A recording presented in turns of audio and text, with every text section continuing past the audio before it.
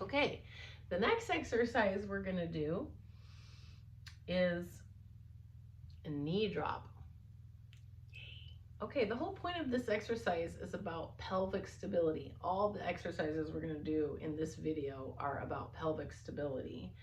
This is basically the easiest core exercise you'll ever do, but also very subtle, and you really need to tune into the details. So don't be thinking it's going to be, Jane Fonda workout here.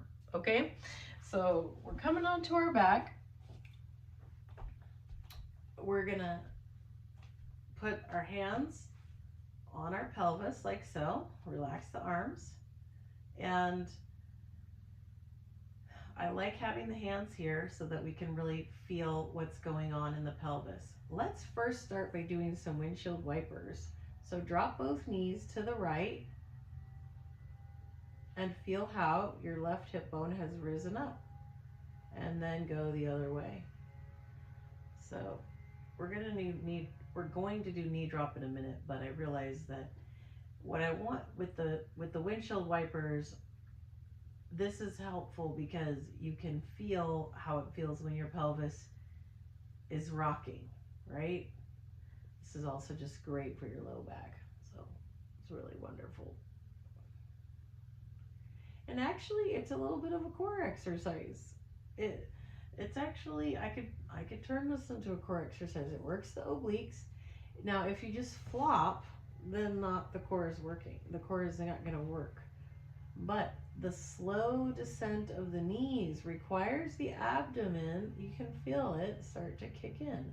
Unless when you drop your knees, you do this. If you arch your back like so, you're not actually going to be using the core as much. Remember, I said that in one of the videos before, is if the back is arching, then I don't have the core turned on. So you've got to find that core alignment, and for some you might have to use a little bit of effort to do that. You might have to pull in or energetically connect with the lower body. So as we drop the knees left and right really slow, tune into that sensation of the abdomen as it engages to slow the descent of your knees. And you don't have to go far. But also tune into how your pelvis is rocking back and forth. In the next exercise we'll be doing, the pelvic floor will need to stay still. So we are observing what it feels like when it moves first. Okay, now bring the knees back to center, hands on the lower abdomen, and then you're going to keep the left knee still. And the right knee is going to drop to the right. The point here is that the abdomen and pelvis are stabilizing. Your core is kicking in, whether you notice it or not. And slowly bring your knee back in. So let's go back and do the same side again. As you drop the knee out to the side, notice how this feels. And bringing it back in. And this is very slow and subtle because I want you to tune in to what it's actually feeling like in your body. Are you feeling tension in the upper body? Are you holding your breath? What is happening? What is doing the work? Now let's try it on the other side. Also, if you start to feel your pelvis roll and rock, then you've gone too far.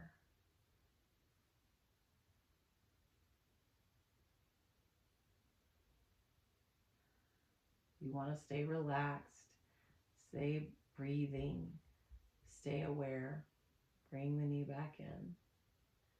So do you feel anything in your abdomen, your pelvic floor? Do you feel things that are not so comfortable somewhere?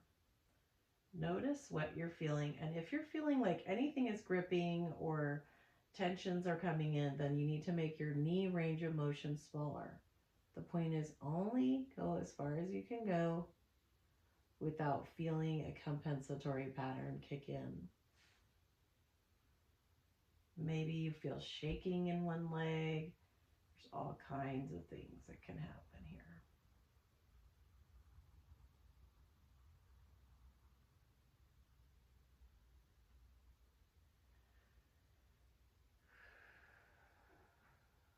I'm just giving you time to explore that.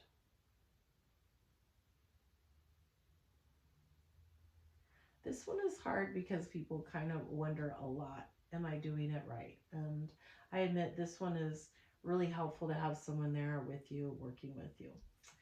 But at least we have this initial understanding. Let's talk about a common compensation. One of the most common compensation is as this knee goes out to the side, the opposite knee starts to go out to compensate for it. So basically, both knees start to go out.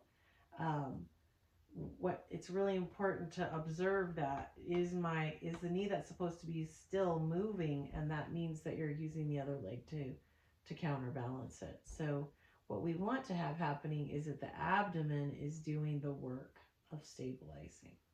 So um, okay, so we did that.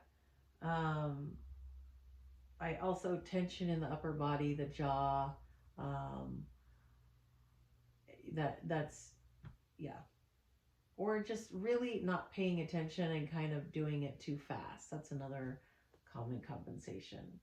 Another thing that we can do with this is we can build in the pelvic floor and transverse exercise with this. You can explore contracting the pelvic floor and the transverse to, to create some stability while dropping the knee out to the side and seeing if that makes a difference for you, if that um, adds some information for your body. As we know, the core is evoked. We don't want to force it to happen, but sometimes playing around with it while doing a core exercise can build new awarenesses for the mind and body. All right, so that's the knee drop exercise. And now we have marching and knee circles. Yeah, okay. So marching now, we did marching at the beginning of this, but now we're doing it again with a lot more awareness because you've taken all the other classes. So you know about all the pieces of your core. So what you're going to do is like we did in the beginning, find your relaxation, take some easy breaths, relax the muscles of your body before beginning, and then simply lift one foot off the ground and notice how your core is responding, and then put the foot back down. And you're paying attention. To anything that's too tight, anything that's gripping? Can I relax and let it go? What do I notice? When I lift one leg, how does that feel? When I lift the other leg, how does that feel?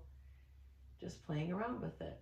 Do I need to find some alignment first? Some people, it's the back is arching, so they might need to find some stability first. I started, I could feel my tension coming in up here. So all you're doing is marching. This is a core exercise. Um, the more challenging version of this, all if you feel like you're doing it and it's easy and there's no issues and you're ready to move to the next level, you'd lift one leg and lift it up to about here and then lift the other and see how your core responds to that additional load. Put one foot down and then the other. So let's try it again. Lift one foot, lift the other, put one down, then the other. All right, let's do it again.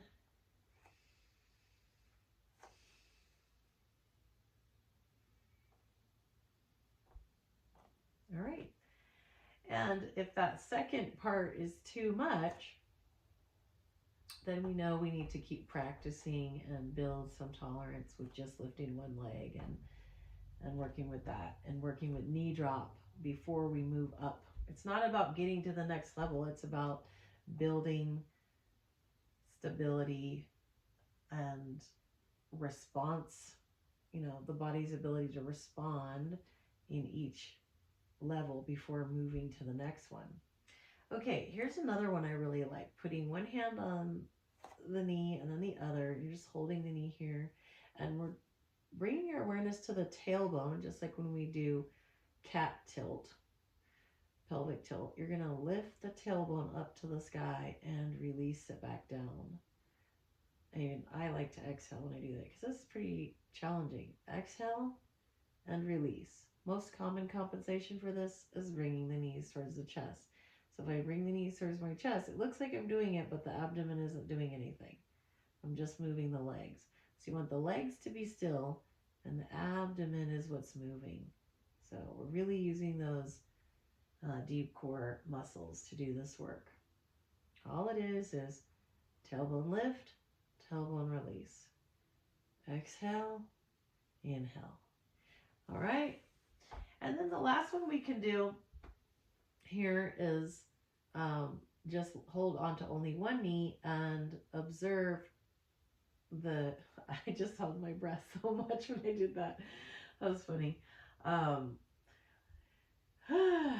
Bring the knee, make a big knee circle with your knee. And, you know, what I'm doing is talking while I'm doing it. I'm trying to think about all these things. And so for me, there's some nervous system stress because I'm trying to remember things and perform. So there's a little bit of performance anxiety. So I have to remember to calm back down. My nervous system wants to amp up when I'm supposed to remember something important or something like that. Anyway, so I'm just talking about that because I think you might find it interesting. But we're making a circle with our knees, with one knee while we hold the other still. And as you do this, you are definitely going to feel the abdomen engage. And so keep the circle small at first. That's really easy. And if it's, see what you can do. If it's really shaky, if you're feeling like, whoa, wobbly, then that means your core is challenged with this and you need to go smaller and see if you can control. And also there might be some issues with your hips. We do, you do need some hip mobility for this too. So that could be a factor. You're going to put your hand on the opposite knee and do the same thing. Make some circles with your knee. But it's not about your knee, it's about seeing how your abdomen engages. Slow motion. The slower you go, the more you notice, and the more time you give your mind and body to catch up. So I encourage you to go very, very, very, very, very, very slow in order to build new neuromuscular pathways with your core. All right, we're going to put our feet down, and those are all of the exercises for pelvic stability.